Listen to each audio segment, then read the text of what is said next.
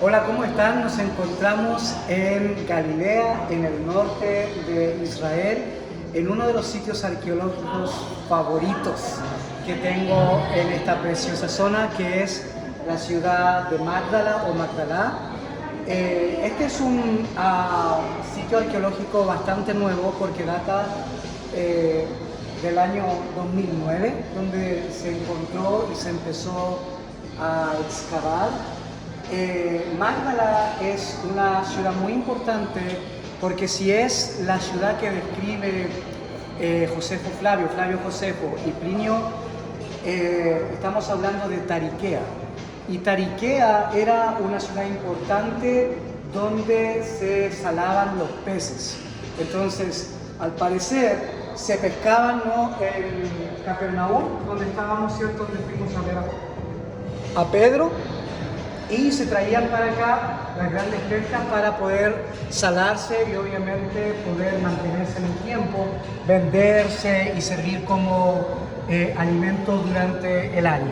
Ahora, Flavio Josefo usa el recurso literario del hipérbole porque él dice que aquí hubo casi 250 embarcaciones. Y una de las expertas en este sitio arqueológico, la doctora Marcela Zapata, que pertenece a la Universidad Anáhuac en México, ella dice de que 250 embarcaciones es mucho, es demasiado, no hay dónde ponerlo. Entonces pareciera ser, uno, de que a lo mejor no es el mismo lugar que hablaba Flavio Josefo, o dos, él usó, cierto, ese recurso literario del hipérbole. Lo importante de este sitio arqueológico es que tiene una sinagoga. Y es la sinagoga más antigua que encontramos en esta zona, que pertenece a antes de la destrucción de Jerusalén del año 70. Por lo tanto, es una sinagoga del segundo templo, del periodo del segundo templo. Es muy importante porque no sé si alcanzan a ver esa piedra. ¿Sí? Esa piedra, algunos arqueólogos dicen que es el hallazgo arqueológico más importante en los últimos 50 años para el judaísmo, debido a que esa piedra tiene representaciones del segundo templo. Es decir, si uno va a verla, y si alguno de ustedes quiere ir a verla después, tiene diseños del segundo templo y tiene el diseño más antiguo de la menorá, que es el candelabro de 7 brazos.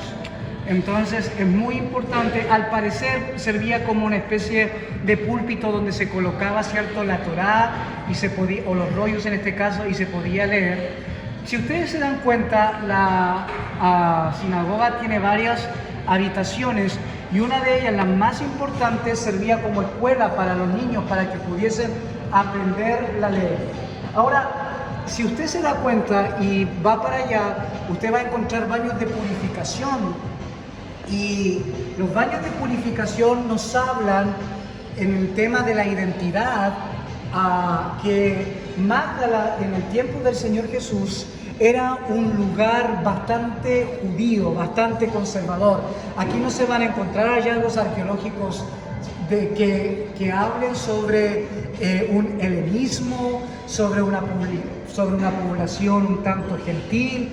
Aquí realmente el judaísmo se llevó a su máxima expresión. Es decir, algunos piensan de que era un pueblo, ¿cierto?, bastante religioso, bastante riguroso.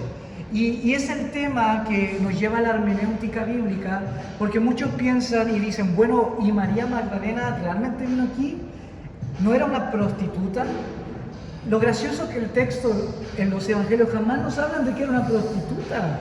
Nos hablan de que de ella habían salido 7 demonios, pero en realidad fue en el siglo VI donde se habló de que María Magdalena era una prostituta. Ahora, con este hallazgo arqueológico cambia toda la hermenéutica bíblica, cambia la exégesis, porque nos damos cuenta de que María Magdalena no era una prostituta en primer lugar, y en segundo lugar debió ser una persona bastante conocedora, en primer lugar, de las tradiciones judías. En segundo lugar, debió saber escribir y leer. En tercer lugar, debió conocer muy bien la ley de Moisés. Por lo tanto, estamos hablando de una mujer que sin ningún problema pudo haber sido una de las grandes discípulas del Señor Jesucristo. Algo que la serie de Chosen nos muestra, ¿no?, que trabaja con muchos datos arqueológicos interesantes, donde muestra a María Magdalena como una de las más aventajadas en cuanto al estudio de la Torá, que le enseña a leer a las otras discípulas. Nos estamos hablando de una mujer muy importante.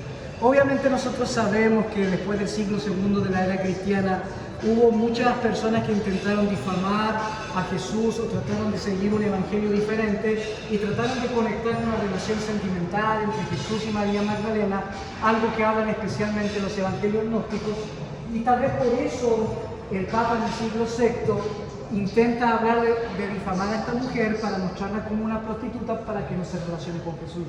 Ahora nosotros no lo sabemos. Lo único que sabemos como datos arqueológicos, porque tenemos que dejar la conjetura y dejar ciertas las inferencias e irnos a la piedra, ¿no? La piedra nos habla a lo sólido, a lo concreto, a lo argumentativo, y podemos decir que desde aquí podemos encontrar una mujer religiosa, una mujer que conoce la ley, una mujer que al ser una población tan especial, posiblemente una mujer adinerada, y tal vez es increíble o tal vez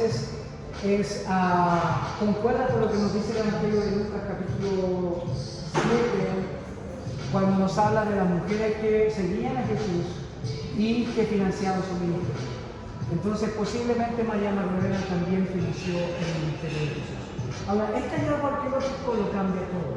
María Magdalena ya no es prostituta, sino que es discípula fiel y reverente. María Magdalena ya no es una pordiosera, sino una mujer con dinero y una mujer económicamente estable. María Magdalena ya no es una persona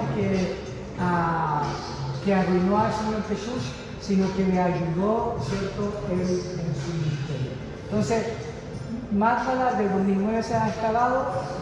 Es interesante de que solamente el 10% está excavado de todo esto y que se encontró otra sinagoga por allí, así que es uno de los pocos pueblos que tiene dos sinagogas. Tengo una amiga arqueóloga, Catherine, que hizo un trabajo hace poco en su PhD y que dice que tal vez las dos sinagogas eran porque una era para las personas adineradas y la otra era para la gente que trabajaba para ellos. Entonces, no lo sabemos, son diferentes teorías, pero esto es Mágdala aquí en Galicia.